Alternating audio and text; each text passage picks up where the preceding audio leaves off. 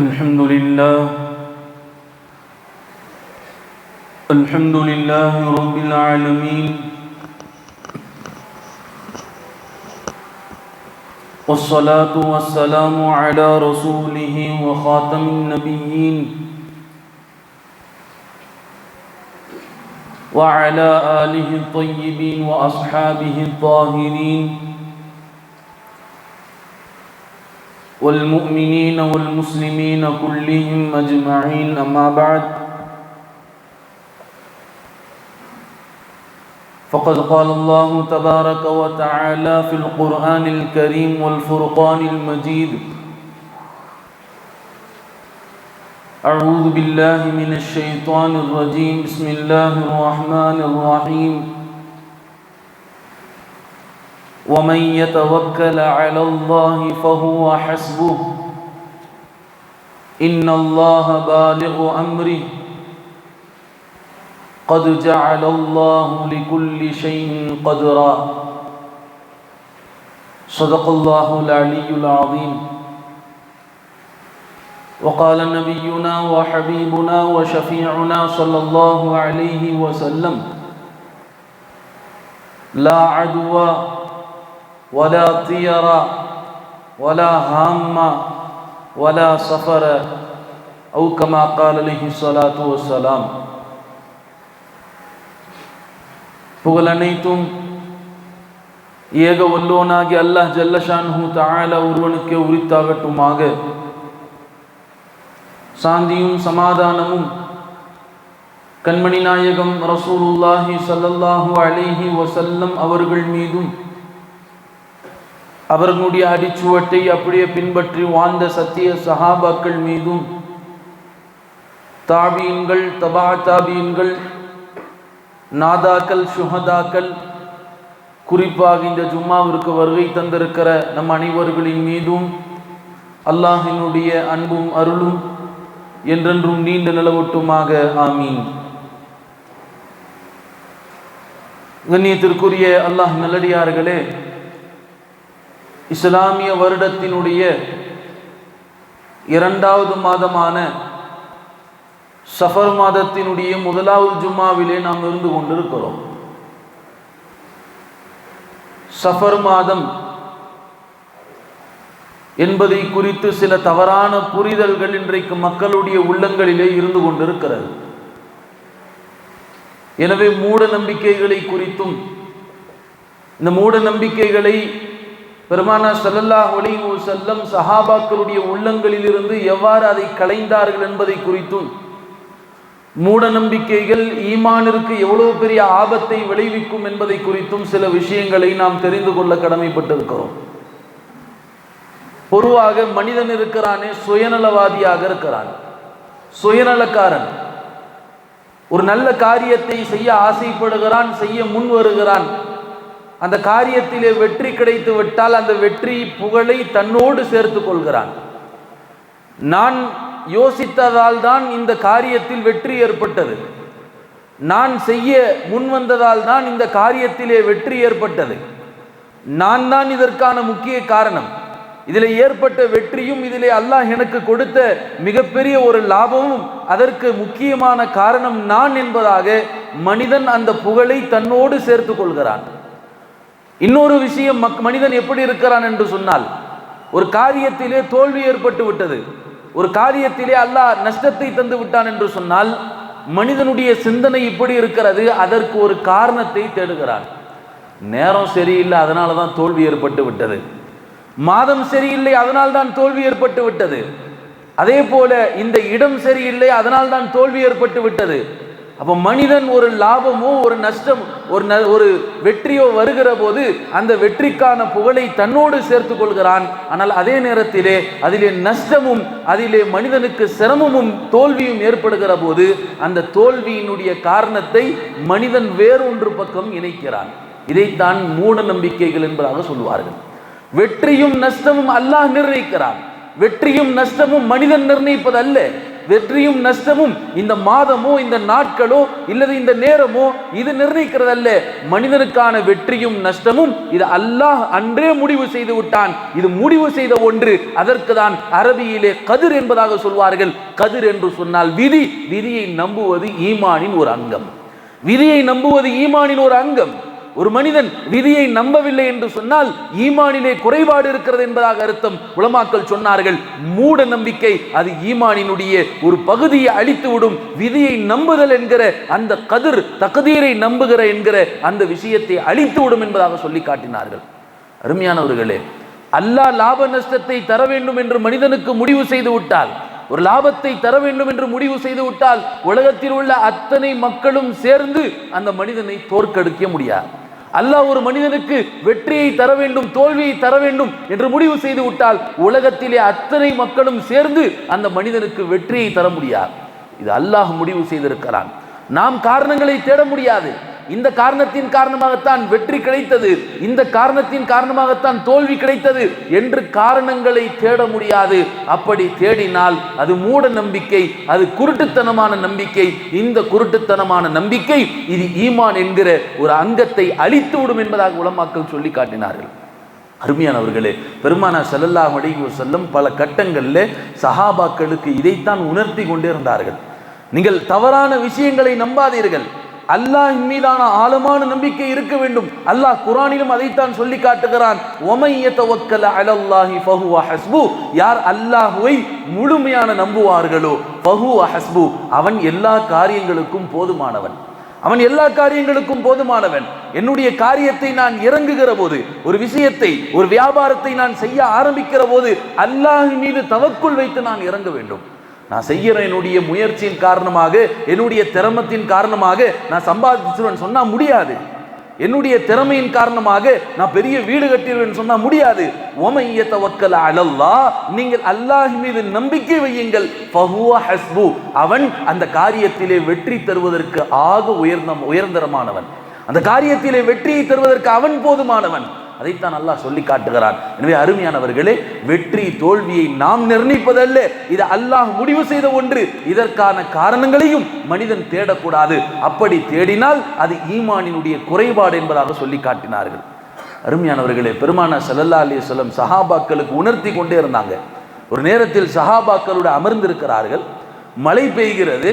பெருமானார் ஸல்லல்லாஹு அலைஹி வஸல்லம் கேட்டார்கள் சஹாபாக்களை பார்த்து, சில நேரங்களிலே இந்த மேகங்களின் மீது உங்களுடைய நம்பிக்கை சென்று விடுகிறது என்பதாக சொன்னாங்க.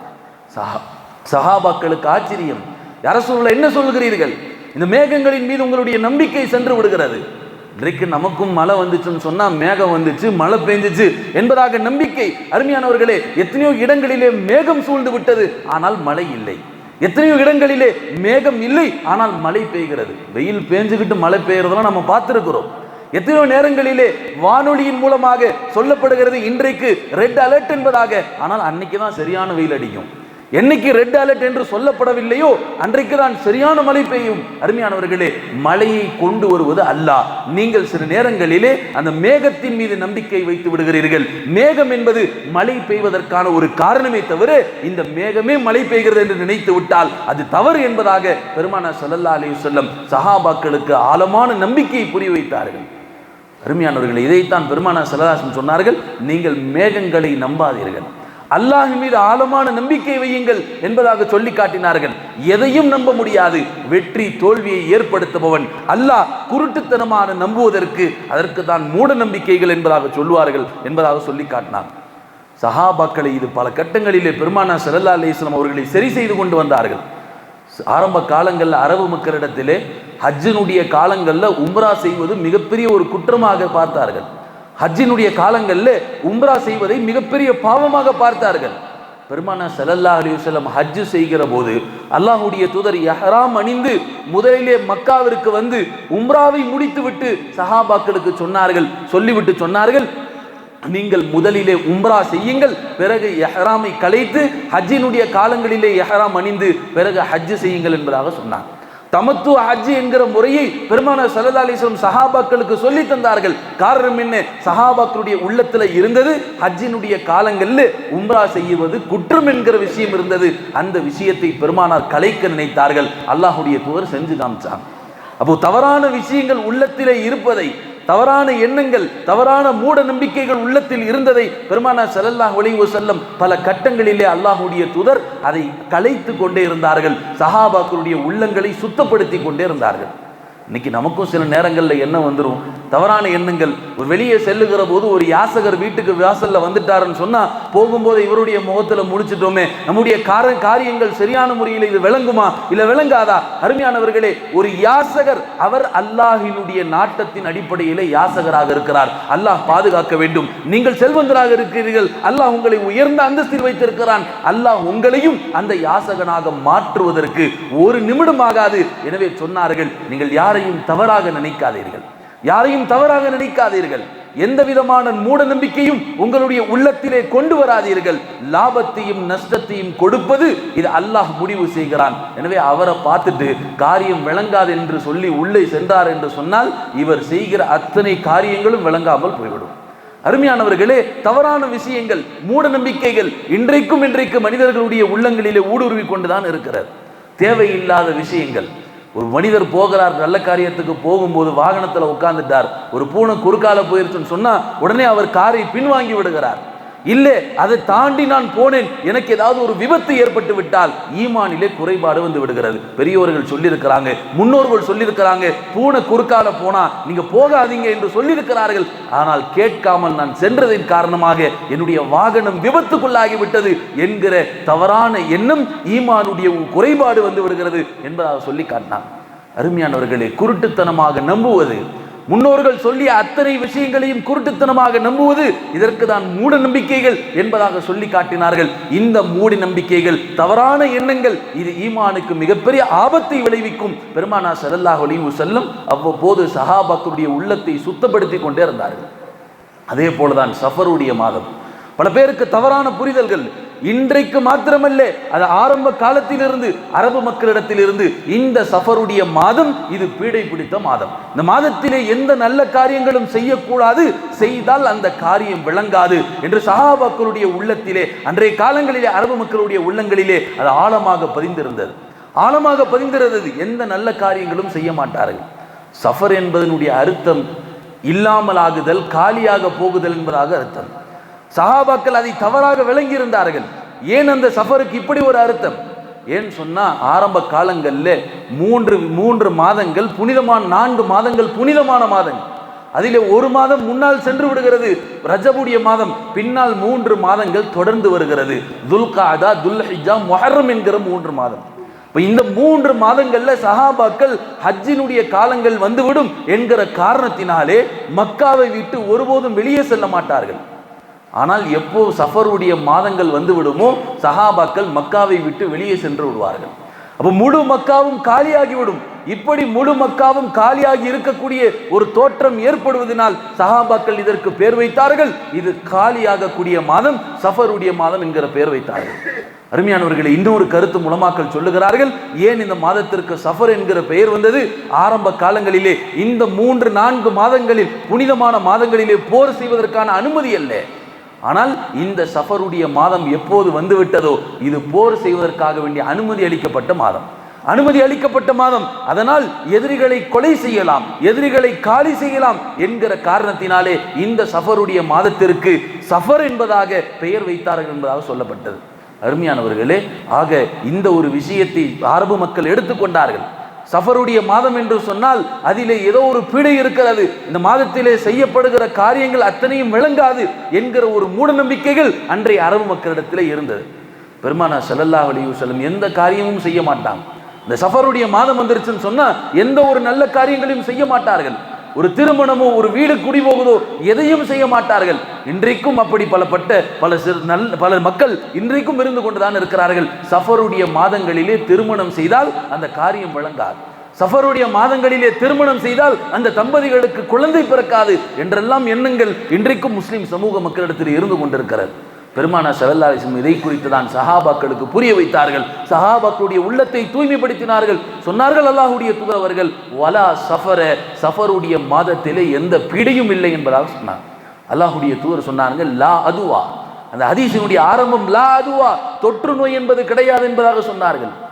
இன்னைக்கு நினைத்து கொண்டோம், ஒரு மனிதரை தொட்டுட்டா நோய் வந்துடும், தொட்டுட்டா நோய் வந்துடும், புற்றுநோய் அவரை தொட்டுட்டா நமக்கு நோய் வந்துடும், இப்படியான பரவதான செய்தி இருக்கிறது. பெருமானா சொன்னார்கள், தொற்று நோய் என்பது கிடையாது. நோய் என்பது அல்லாஹ் தருபவன், அந்த நோய்க்கான ஷிஃபாவையும் அல்லாஹ் தருபவன்.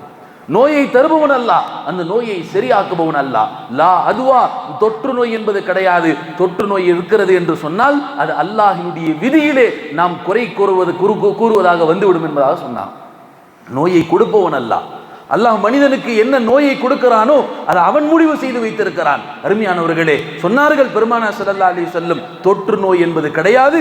நீங்கள் தொற்று நோய் இருக்கிறது என்பதாக நம்பினீர்கள் என்று சொன்னால் இது ஈமானினுடைய குறைபாடு, உங்களுடைய ஈமானிலே குறைபாடு இருக்கிறது என்பதாக பெருமானார் ஸல்லல்லாஹு அலைஹி வஸல்லம் அவர்கள் சொல்லி காட்டினார்கள். லா அதுவா, தொற்று நோய் என்பது கிடையாது. அடுத்து சொன்னார்கள், வலா தியரா, பறவை சகுனம் என்பது கிடையாது. பறவை சகுனம்னா என்ன? அரபு மக்களிடத்தில் ஒரு பழக்கம் இருந்தது. அன்றைய காலங்களில் ஏதாவது நல்ல காரியங்களை செய்ய ஆரம்பிக்கிற போது வீட்டுக்கு வெளியே வந்து பார்ப்பார்கள். ஏதாவது ஒரு பயணத்திற்காக வேண்டி, நல்ல காரியத்திற்காக வேண்டி புறப்படுகிற போது வீட்டு வாசலில் வந்து நிற்பார்கள். வந்து வானத்தை பார்ப்பார்கள். வானத்திலே ஒரு 2 பறவைகள் ஒன்றாக பறந்தால் அது நல்ல சகுனம், 2 பறவைகள் தனித்தனியாக பறந்தால் அது கெட்ட சகுனம் என்பதாக பார்ப்பார்கள். இதுதான் சொன்னாங்க, வலா தியரா, பறவை சகுனம் என்பது கிடையாது. பெருமானார் ஸல்லல்லாஹு அலைஹி வஸல்லம் இதை குறித்து இன்னொரு ஹதீஸில் சொன்னார்கள், அத்தியரத்து ஷிர்குன், பறவையை வைத்து சகுனம் பார்ப்பது இது இணை வைப்பாகும். மேலும் சொன்னார்கள், அத்தியரத்து ஷிர்குன், பறவையை வைத்து சகுனம் பார்க்குதல் இது இறை அல்லாஹ்விற்கு மாறு செய்வதாகும், இது குஃப்ர் என்பதாக சொன்னார்கள். அருமையானவர்களை 2 முறை சொல்லிவிட்டு சொன்னார்கள். ஆனால் பெருமானார் ஸல்லல்லாஹு அலைஹி வஸல்லம் மேலும் சொன்னார்கள், இந்த உலகத்திலே யார்தான் சகுனம் பார்க்காமல் இருக்கிறார்கள்? எல்லா மனிதர்களுடைய உள்ளத்திலும் சில நேரத்தில் வந்துருது, ஏதாவது ஒரு விஷயம் உள்ளத்திலே ஏற்படதான் செய்கிறது. இந்த உலகத்திலே யார்தான் சகுனம் பார்க்காமல் இருக்கிறார்கள்? வமா மின்னா இல்லா, யார்தான் சகுனம் பார்க்காமல் இருக்கிறார்கள்? பெருமானார் ஸல்லல்லாஹு அலைஹி வஸல்லம் சொன்னார்கள், ஆனால் ஒரு மனிதனுடைய உள்ளத்திலே தவக்குல் இருக்குமானால், அல்லாஹ்வின் மீது ஆழமான நம்பிக்கை இருக்குமானால் அந்த நம்பிக்கை இந்த விஷயத்தை அழித்து விடும் என்பதாக பெருமானார் சொன்னாங்க. அல்லாஹ்வின் மீது ஆழமான நம்பிக்கை, என்னுடைய ரப்பு எனக்கு லாபத்தை எழுதியிருந்தால் அது லாபமாக அமையும், என்னுடைய அல்லாஹ் எனக்கு அதிலே தோல்வி எழுதியிருந்தால் அதிலே தோல்வி என்பதாக அமையும் என்கிற ஆழமான நம்பிக்கை, அல்லாஹினுடைய தவக்குல், அல்லாஹின் மீதான ஆழமான நம்பிக்கை இருந்தால் அவர் சகுனம் என்கிற விஷயத்தை அவருடைய உள்ளத்திலிருந்து அந்த தவக்குல் அழித்து விடும் என்பதாக சொன்னார். இப்போ உள்ளத்துல தவறான மூட நம்பிக்கைகள் வருதுன்னு சொன்னா நம்ம அல்லாஹின் மீது வைக்கக்கூடிய தவக்குல் சரியில்லைன்னு அர்த்தம். அல்லாஹின் மீது நாம் வைத்திருக்கக்கூடிய எண்ணங்கள் சரியில்லை, அல்லாஹ் மீது நாம் வைத்திருக்கக்கூடிய நம்முடைய ஈமானிலே குறைபாடு இருக்கிறது, தக்தீருடைய விஷயங்களிலே குறைபாடு இருக்கிறது என்பதாக அர்த்தம். தவக்குள் சரியாக இருந்தால் உங்களுடைய உள்ளங்களிலே ஏற்படக்கூடிய மூட நம்பிக்கைகள் அல்லது மனிதர்கள் சொல்லக்கூடிய மூட நம்பிக்கைகள் அதன் மீது உங்களுடைய கவனம் செல்லாது என்பதாக பெருமானார் ஸல்லல்லாஹு அலைஹி வஸல்லம் சொன்னார்கள். 2வது விஷயம், வலா தியரா, பறவை வைத்து சகுனம் பார்க்குதல் இது கூடாது என்பதாக சொன்னாங்க. உலமாக்கள் ஒரு சம்பவமும் சொல்வார்கள். ஒரு அரசர் இருந்தார். அரசர் தன்னுடைய அடிமை இடத்துல சொன்னார், நான் ஒரு பயணத்துக்காக வேண்டி வெளியே கிளம்புறேன், வெளியே போய் பாரு, என்ன மக்கள் அந்த பறவை என்ன செய்கிறது என்பதாக பாரு என்பதாக சொன்னார். இப்போ இந்த அடிமையும் வெளியே வந்து பார்த்தார். பார்க்கிற போது 2 பறவைகளும் ஒன்றாக இருந்தது. அரசர் இடத்துல வந்து சொன்னார், நல்ல சகுனம், வெளியே போகலாம் என்று சொல்லுகிற போது அரசர் என்ன செய்கிறார், மன்னர் வெளியே கிளம்புகிறார். வெளியே வந்து பார்க்கிறார், வானத்தில் ஒரு பறவை தான் இருக்குது. வந்து பார்த்தார், இதுவருக்கு சரியான கோபம். ஒரு நல்ல வேலைக்காக வேண்டி செல்லுகிறோம், இவன்கிட்ட கேட்டு பார்த்துட்டு வர சொல்லுகிற போது இவன் நல்ல சகுனம் என்பதாக சொன்னான், ஆனால் நான் போகிற போது ஒரே ஒரு பறவை தான் இருக்குது என்று சொல்லி இந்த அடிமையை அவர் சிறை பிடிக்கிறார், சிறையில் அடைக்கிறார். கடுமையான சித்திரவதை கொடுக்கப்படுகிறது.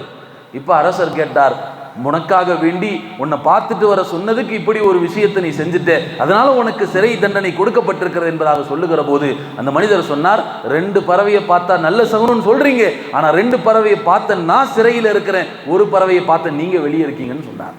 அருமையானவர்களே, அப்ப எந்த சகுனம் நல்ல சகுனம் கெட்ட சகுனம் என்பது அல்ல, எல்லாம் நல்ல விஷயம். அல்லாஹ் என்ன நாடி இருக்கிறானோ அதுதான் நடக்கும். எதிலும் நல்ல விஷயம் கெட்ட விஷயம் என்பது அல்ல என்பதாக பெருமானார் ஸல்லல்லாஹு அலைஹி வஸல்லம் சொன்னார்கள். வலா தியரா, பறவை சகுனம் என்பது இல்லை. அடுத்து சொன்னார்கள், வலா ஹாம்மா, சில நேரங்களிலே ஆந்தை சப்தமிட்டு விட்டால் அது கெட்ட சகுனம் என்பதாக சொல்லுகிறார்கள். அரபு மக்களிடத்தில் இந்த பழக்கம் இருந்தது. பெருமானார் சொன்னார்கள், வலா ஹாம்மா, ஆந்தை சப்தமிடுவதிலே எந்த சகுனமும் இல்லை. பேசுகிற போது பள்ளி கொஞ்சம் சத்தம் போட்டுருச்சுன்னா, ஆமா நான் பேசுறது சரின்னு சொல்லிருச்சு, பள்ளி சொல்லிருச்சு அப்படிங்கிற விஷயம்லாம் இன்னைக்கு இருக்குது. இதெல்லாம் மூட நம்பிக்கைகள், தவறான விஷயங்கள். பள்ளி சப்தம் போடுவதற்கும் நீங்க பேசுவதற்கும் எந்த விதமான ஒரு சம்பந்தமும் இல்லை.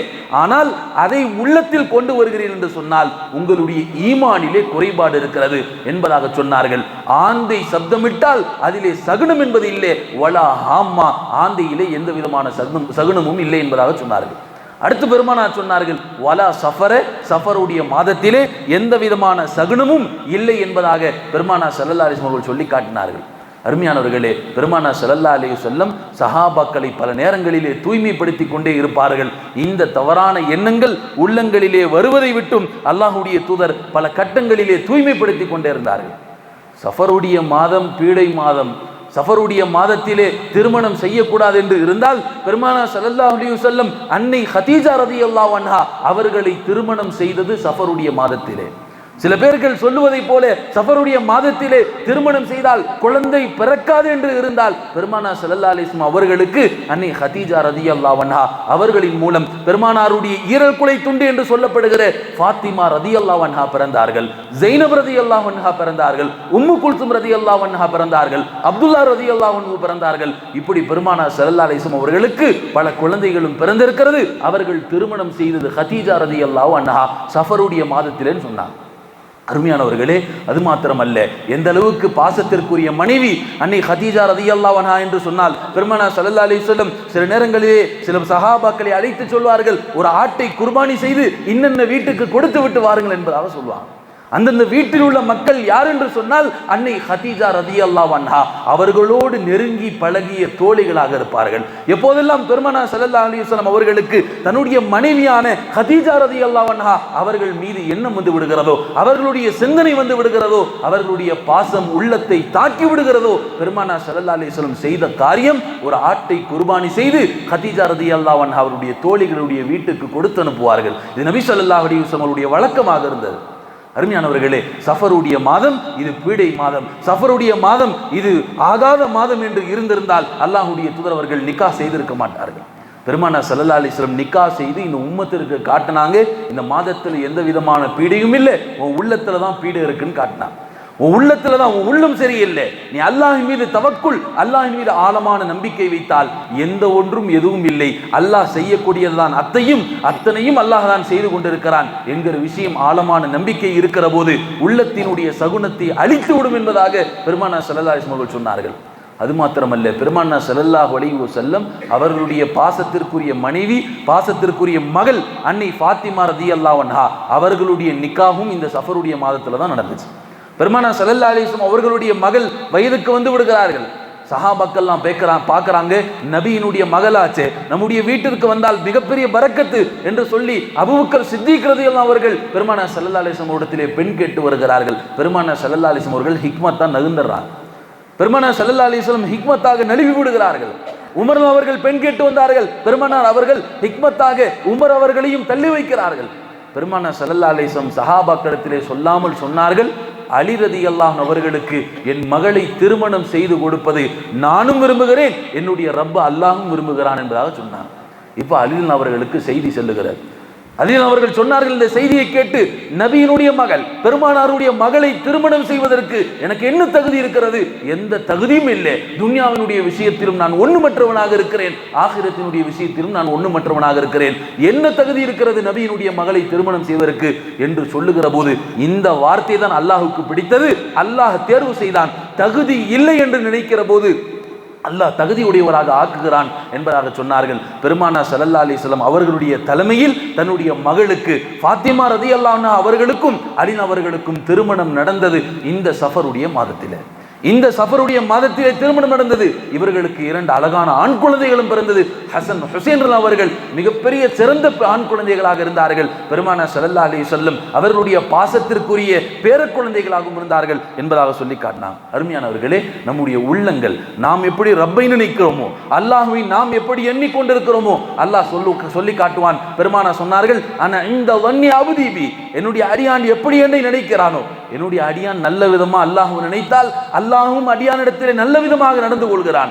அடியான் தவறாக அல்லாஹ்வை நினைத்தால் அல்லாஹும் தவறான விதத்திலே அடியார்களிடத்திலே நடந்து கொள்கிறான் என்பதாக சொல்லி காட்டினார்கள்.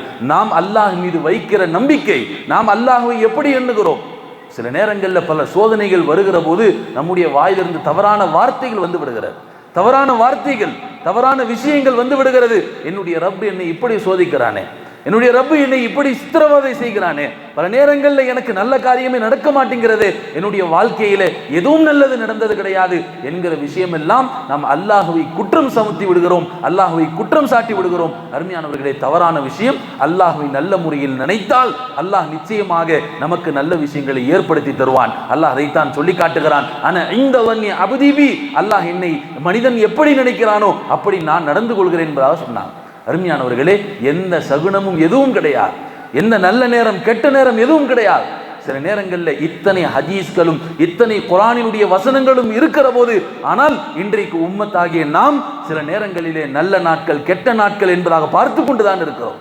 வளர்ப்பிறை தேய்ப்பிறை என்பதாக பார்த்து கொண்டுதான் இருக்கிறோம். ஒரு வீடு கட்டுகிற போது ஒரு வாஸ்து சாஸ்திரம் பார்த்து கொண்டுதான் இருக்கிறோம். தெற்கு பார்த்து கதவு இருக்க வேண்டும், கிழக்கு பார்த்து கதவு இருக்க வேண்டும் என்றெல்லாம் இன்றைக்கும் பார்த்து கொண்டுதான் இருக்கிறோம். அருமையானவர்களே, இப்படி பார்ப்பதனாலே எந்த ஒரு லாபமும் கிடைக்க போறதில்லை, எந்த நஷ்டமும் கிடைக்க போறதில்லை. லாப நஷ்டத்தை முடிவு செய்பவன் அல்லாஹ். அல்லாஹ் தக்தீரிலே முடிவு செய்து விட்டான். யாருக்கு எவ்வளவு கிடைக்க வேண்டும், யார் எவ்வளவு பெரிய ஆளாக வேண்டும் என்கிற அத்தனை விஷயங்களும் இது அல்லாஹ் முடிவு செய்த ஒன்று. அல்லாஹ் முடிவு செய்த ஒன்றிலே எந்த மக்கள் யாரும் எதுவும் செய்து அதை மாற்ற முடியாது என்பதாக சொல்லி காட்டினாங்க. பெருமானார் ஸல்லல்லாஹு அலைஹி வஸல்லம் சொன்னார்கள், ஆதமுடைய மகன் சில நேரங்களில் என்னை திட்டி விடுகிறான். அல்லாஹ் சொல்லுகிறான், ஆதமுடைய மகன் சில நேரங்களில் என்னை திட்டி விடுகிறான். அல்லாஹ் எப்படி திட்ட முடியும்? சில நேரங்களில் நாம் செய்த காரியங்கள் விளங்குறன்னு சொன்னா நேரம் சரியில்லை என்ற நேரத்தை திட்டுகிறோமா இல்லையா? பெருமானார் ஸல்லல்லாஹு அலைஹி வஸல்லம் சொன்னார்கள், அல்லாஹ் சொல்லுகிறான், மனிதன் என்னை திட்டுகிறான். எப்படி திட்டுகிறான்? நேரத்தை திட்டுவதின் மூலமாக, நேரத்தை திட்டுவதின் மூலமாக. நான் நேரமாக இருக்கிறேன், என்னை திட்டுவதின் நேரத்தை திட்டுவதின் மூலமாக ஆதமுடைய மகன் என்னை திட்டுவதை போல என்று அல்லாஹ் சொல்லுகிறான் என்பதாக சொன்னார். அருமையானவர்களே, எந்த நல்ல நேரம் கெட்ட நேரம், நல்ல சகுனம் கெட்ட சகுனம் என்பதெல்லாம் இல்லை. அல்லாஹ் என்ன நாடி இருக்கிறானோ அதுதான் ஒரு மனிதனுடைய வாழ்க்கையிலே நடக்கக்கூடியதாக இருக்கிறது என்பதாக பெருமானார் ஸல்லல்லாஹு அலைஹி வஸல்லம் இந்த மனித சமுதாயத்திற்கு மத்தியிலே சஹாபாக்களுடைய உள்ளங்களிலே அன்றைய காலங்களிலிருந்து இந்த விஷயத்தை ஆழ பதிய வைத்தார்கள். மூட நம்பிக்கைகள் என்பது இது ஈமானிலே குறைபாடை ஏற்படுத்தி விடும், தக்தீரினுடைய விஷயங்களிலே குறைபாடை ஏற்படுத்திவிடும். இன்னும் சொல்ல போனால் அல்லாஹினுடைய விஷயத்திலே சந்தேகத்தை ஏற்படுத்திவிடும், அல்லாஹினுடைய விஷயத்திலே சந்தேகத்தை ஏற்படுத்திவிடும் என்கிற காரணத்தினாலே இது மிகவும் ஆபத்தானது. இதை உள்ளத்தில் இருந்தால் இது உள்ளத்தில் இருந்து சீக்கிரமாக சுத்தம் செய்தாக வேண்டும் என்பதாக உலமாக்கள் சொல்லி காட்டினாங்க. வல்ல ரஹ்மான் நல்ல ஈமானோடு மௌத்தாக்கூடிய நசீபை நம் அனைவர்களுக்கும் தந்தருள்வானாக. மௌத்துடைய நேரத்திலே கலிமாவோடு மௌத்தாக்கூடிய பாக்கியத்தை அல்லாஹ் தஆலா தந்தருள்வானாக. ஈமானோடு அல்லாஹ் மீது தவக்குல் வைத்த நிலையிலே எல்லா நல்ல காரியங்களிலும் கெட்ட நிலையிலும் அல்லாஹ் மீது ஆழமான நம்பிக்கை வைத்த நிலையிலே ஒரு முஸ்லிமாக வாழக்கூடிய பாக்கியத்தை அல்லாஹ் நம் அனைவர்களுக்கும் தந்தருள்வானாக. வாஹிரு தாவானா அல்ஹம்துலில்லாஹி ரப்பில் ஆலமீன்.